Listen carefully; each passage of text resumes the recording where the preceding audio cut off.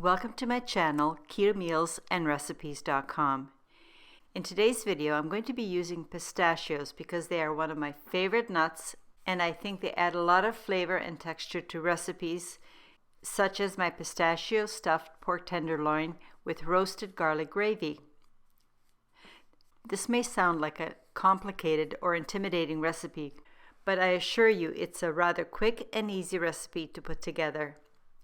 All you have to do is watch the video and follow along to learn how to make it. Also, just a reminder, I post new videos every Thursday morning, so please check them out if you're not receiving your notifications. At the end of the video, I will show you how to plate and what vegetables I like to serve with the stuffed pork tenderloin. For your information, the macronutrient ratio for the pistachio stuffed pork tenderloin with the roasted garlic gravy is 1.1 to 1, with 12 grams of total carbs, 3 grams of dietary fiber, resulting in 9 grams of net carbs and 67.5 grams of protein per serving.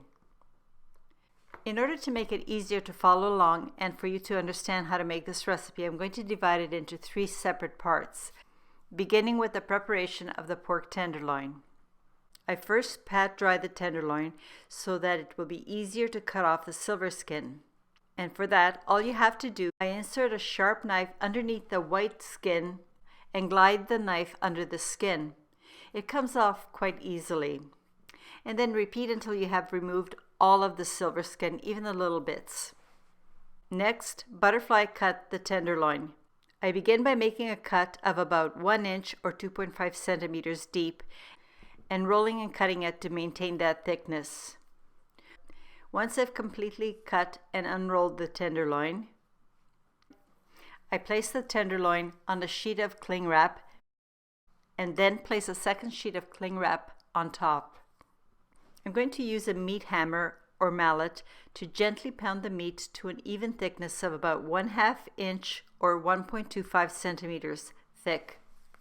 When you're pounding out the meat, if you notice that you've made a hole or there's a gap in the meat, don't worry.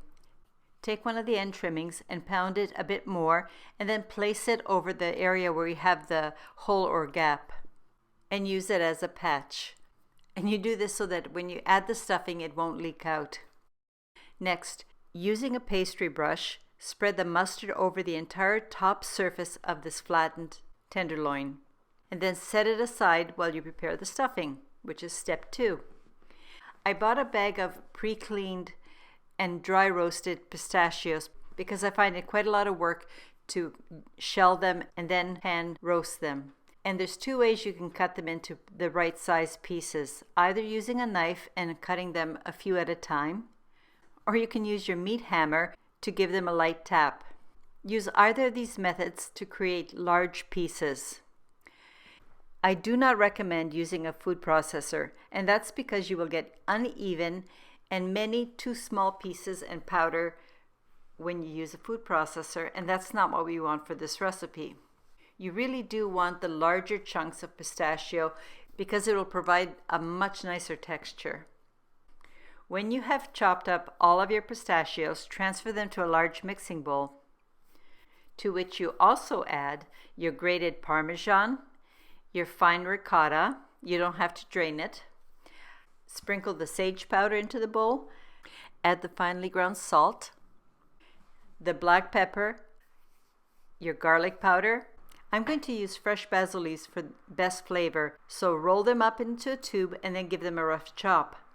I do the same thing with the flat leaf parsley, leaves only.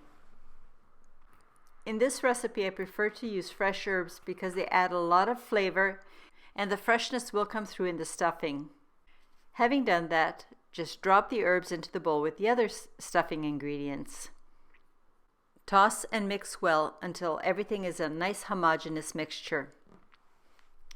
This stuffing will be distributed over the mustard to cover about 2/3 of the surface, as I'm showing here.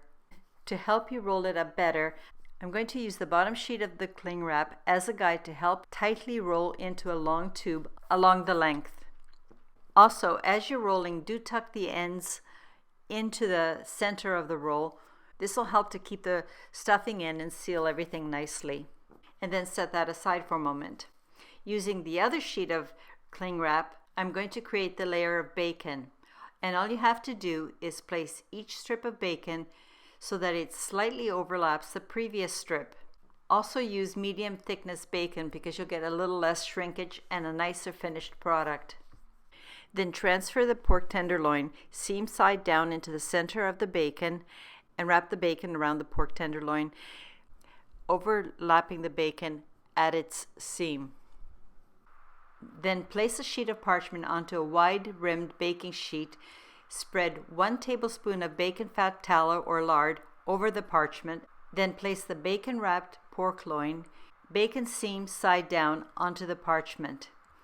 Use a 2nd tablespoon of either bacon fat, tallow, or lard and brush it over the entire surface of the bacon. And for the roasted garlic, place the raw garlic cloves onto the baking sheet. I've previously preheated my oven to 400 degrees Fahrenheit or 200 degrees Celsius. Once it reaches temperature, transfer the baking sheet into the middle position of your oven and set the timer for 40 minutes, at which time you should check to make sure that the internal temperature is about 165 degrees Fahrenheit or 74 degrees Celsius. If it hasn't reached that temperature, bake it for another 5 minutes and check again. At which time you should check to make sure that the internal temperature is about 165 degrees Fahrenheit or 74 degrees Celsius. If it hasn't reached that temperature, bake it for another 5 minutes and check again. When your pork loin is roasting, don't rotate it, leave it alone, because if you try to turn it around like this, the seam where the bacon overlaps might open like this. And while my tenderloin is baking, and since I have a 2nd tenderloin, I'm going to prepare it exactly in the same way. And then I'm going to place it into my vacuum seal bag, label it and date it, and put it into my freezer as an easy prep ahead meal for some other time. I really love doubling up recipes such as this because they make great prep ahead and freezer meals. My tenderloin is done. It's time to remove it from the oven and transfer it to a serving platter to rest. While the meat is resting, you have enough time to make the gravy. So begin by first scooping out the garlic. Make a little slit at one end of each of the garlic cloves and then use the back of the knife to squeeze out the soft middle. You don't need the skin, so just discard it. Also mash the garlic into a paste. Pour all of the drippings into a skillet and place the skillet to cook over medium-low heat.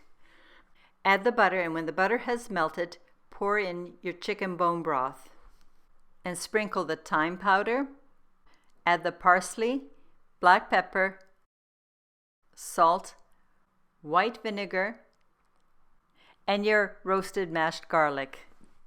Stir all these ingredients very well and bring the liquid to a light simmer, at which point you continue to cook for 5 more minutes as you stir continuously to prevent the ingredients from burning. And that's all there is to making the roasted garlic gravy. However, here's an optional step. I like my gravy a little bit thicker, so I'm going to sprinkle a tiny bit of glucomannan powder or konjac root powder into this gravy, giving it a really good stir and cook and stir for about 1 more minute.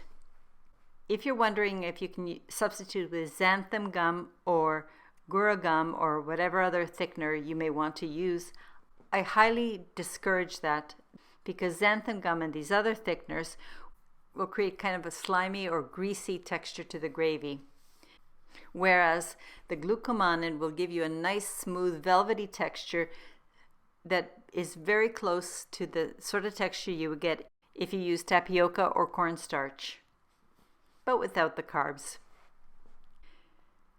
Everything is done, so it's time to serve. I begin by cutting the bacon-wrapped tenderloin into 1-inch or 2.5 centimeter medallions. Don't these medallions look absolutely delicious? And they smell great too.